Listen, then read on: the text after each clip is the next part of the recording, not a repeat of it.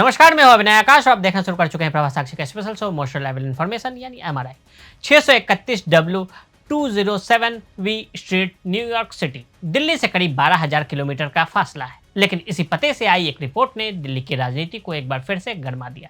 एक बार फिर से इसलिए क्योंकि 24 जनवरी 2023 को हिंडनबर्ग रिसर्च ने एक रिपोर्ट जारी की थी, जिसके बाद देश की राजनीति में जबरदस्त भूचाल आ गया था। अब 18 महीने बाद हिंडनबर्ग की एक और रिपोर्ट पर हंगामा खड़ा हो गया है। इस बार हिंडनबर्ग की रिपोर्ट में सेबी की प्रमुख माधवीपुरी बुच पर सवाल खड़े किए गए हैं। हिंडनबर्ग की ताजा रिपोर्ट में कहा गया है कि सेबी प्रमुख और उनके पति उसी फंड में निवेश कर रहे थे जिसके साथ अडानी ग्रुप के प्रमुख गौतम अडानी के भाई विनोद अडानी का संबंध था। हिंडनबर्ग के आरोपों को सेबी चीफ और अडानी ग्रुप दोनों ने ही बेबुनियाद करार दिया है। रिपोर्ट में लगाए गए आरोपों का जोरदार खंडन किया है, लेकिन अमेरिका से आई रिपोर्ट ने राजनीतिक विस्फोट तो कर ही दिया। पक्ष विपक्ष में वार पर लटवार शुरू हो गया। अब सवाल यह है कि हिंडनबर्ग की रिपोर्ट की हकीकत क्या है पूरा मामला। सबसे पहले ये जान लेते हैं। अमेरिका के short seller firm Hindenburg research ने 10 अगस्त को एक नई रिपोर्ट जारी की। इसमें सेबी चेयरपर्सन माधवीपुरी बुच और उनके पति पर बड़े आरोप लगाए गए।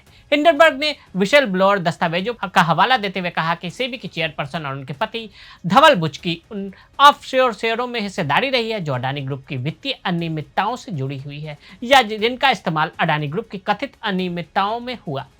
हिंडनबर्ग की रिपोर्ट में कहा गया कि आज तक सेबी ने अडानी की दूसरी संदिग्ध कंपनियों पर कोई कार्रवाई नहीं की है जो इंडिया इन्फोलाइन की ईएम रेजिडेंस फंड और इंडिया फोकस फंड की ओर से संचालित की जा रही है। हिंडनबर्ग के क्या क्या आरोप लगाए हैं सिलसिलेवार ढंग से पहले वो जान ले लेते हैं। नॉन प्रॉफिट अडानी वॉच ने जांच में पिछले साल पाया कि कीमत में कथित हेराफेरी का यह पैसा विनोद अडानी के कंट्रोल वाली विदेशी इकाइयों में गया।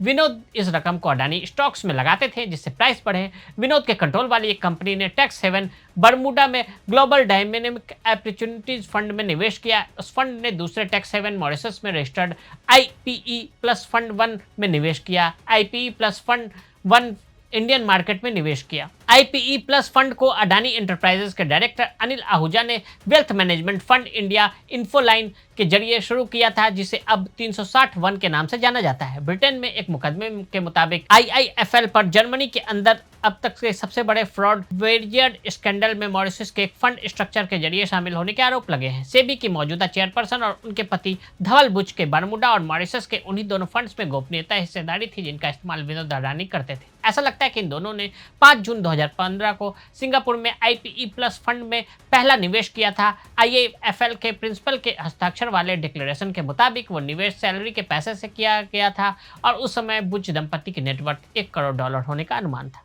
आईपीई प्लस फंड को शुरू करने वाले अनिल आहूजा 2017 तक कुल 9 साल अडानी एंटरप्राइजेस के डायरेक्टर रहे, जिनके पहले अडानी पावर के डायरेक्टर थे। वो अप्रैल 2017 में माधवी के सेबी की ऑल टाइम मेंबर बनने से पहले 22 मार्च 2017 को पति धवल ने ग्लोबल डायनेमिक अपॉर्चुनिटी फंड में अपने और अपनी पत्नी के निवेश के संबंध में Mauritius fund administrator Trident trust को पत्र लिखा। उन्होंने अनुरोध किया था कि अकाउंट्स ऑपरेट करने का एकल अधिकार उन्हें दे दिया जाए। यह संवेदनशील नियुक्ति से पहले पत्नी के नाम वाले एस्टेट्स को ट्रांसफर करने का कदम था। सेबी का होल टाइम मेंबर रहने के दौरान 25 फरवरी 2018 को माधवी ने अपने प्राइवेट जीमेल अकाउंट से इंडिया इन्फोलाइन को मेल भेजा। अपने पति के नाम के जरिए बिजनेस करते हुए फंड की यूनिट्स भुनाने के लिए मेल लिखा गया था। सेबी चीफ ने क्या प्रतिक्रिया दी? पूरे मामले पर माधवी बुच और उनके पति धवल बुच ने 11 अगस्त को देर रात 1:40 पर एक बयान जारी किया। उन्होंने हिंडनबर्ग द्वारा लगाए गए आरोपों का खंडन किया। उन्होंने अपने बयान में लिखा कि हमारे खिलाफ 10 अगस्त 2024 को हिंडनबर्ग रिपोर्ट में लगाए गए आरोपों के संदर्भ में हम ये बताना चाहते हैं कि हम रिपोर्ट में लगाए गए निराधार आरोपों को दृढ़ता से खंडन करते हैं। वो किसी भी सच्चाई से रहित है। हमारा जीवन और हमारा पैसा एक खुली किताब है। जरूरत के हिसाब से सभी खुलासे पहले सेबी के सामने कर दिए गए। हमें किसी भी वित्तीय दस्तावेजों का खुलासा करने में कोई झिझक नहीं है। पूर्ण पारदर्शिता के हित में हम उचित समय पर एक विस्तृत बयान जारी करेंगे। हिंडनबर्ग मामले पर राहुल गांधी ने उठाए सवाल। लोकसभा में विपक्ष के नेता राहुल गांधी ने कहा कि सेबी की अध्यक्षता के खिलाफ लगे आरोपों से संस्था की शुचिता के साथ गंभीर समझौता हुआ है। उन्होंने पूछा कि क्या सुप्रीम कोर्ट इस मामले पर फिर से स्वतः संज्ञान लेगा। गांधी ने एक्स पर एक पोस्ट में कहा कि छोटे खुदरा निवेशकों की संपत्ति की सुरक्षा का दायित्व निभाने वाली प्रतिभूति नियामक सेबी की शुचिता इसके अध्यक्ष के खिलाफ लगे आरोपों से गंभीर रूप से प्रभावित हुई है। कांग्रेस नेता ने कहा कि देश भर के ईमानदार निवेशकों के मन में सरकार के लिए कई सवाल हैं। सेबी की अध्यक्ष माधवीपुरी बुच ने अभी तक इस्तीफा क्यों नहीं दिया? अगर निवेशकों की गाड़ी कमाई डूब जाती है तो इसके लिए कौन जिम्मेदार होगा? प्रधानमंत्री नरेंद्र मोदी, सेबी अध्यक्ष या गौतम अडानी? पूरे मामले पर अडानी ग्रुप का क्या कहना है ये भी जान लेते हैं। हिंडनबर्ग के आरोपों को अडानी ग्रुप ने साफ इनकार किया। ग्रुप ने कहा कि हमारी छवि धूमिल करने के लिए इसे सोचे समझे प्रयास में जिन लोगों या मामलों का जिक्र किया गया है उनसे अडानी ग्रुप का कोई व्यावसायिक रिश्ता नहीं है। सार्वजनिक रूप से उपलब्ध जानकारी को तथ्य और कानून की बेकर्दी करते हुए तोड़ मरोड़ कर चुना गया ताकि पहले से तय नतीजों पर पहुंचा जा सके, निजी लाभ हासिल किया जा सके। हम इन आरोपों का पूरी तरह से खंडन करते हैं। जो आधारहीन दावे किए गए हैं उनकी पूरी जांच हुई है, आधारहीन पाया गया है। मार्च 2023 में सुप्रीम कोर्ट इन्हें पहले ही खारिज कर चुका है। हमारे विदेशी होल्डिंग स्ट्रक्चर पूरी तरह से पारदर्शी है और सभी संबंधित डिटेल्स का नियमित तौर पर खुलासा किया जाता है।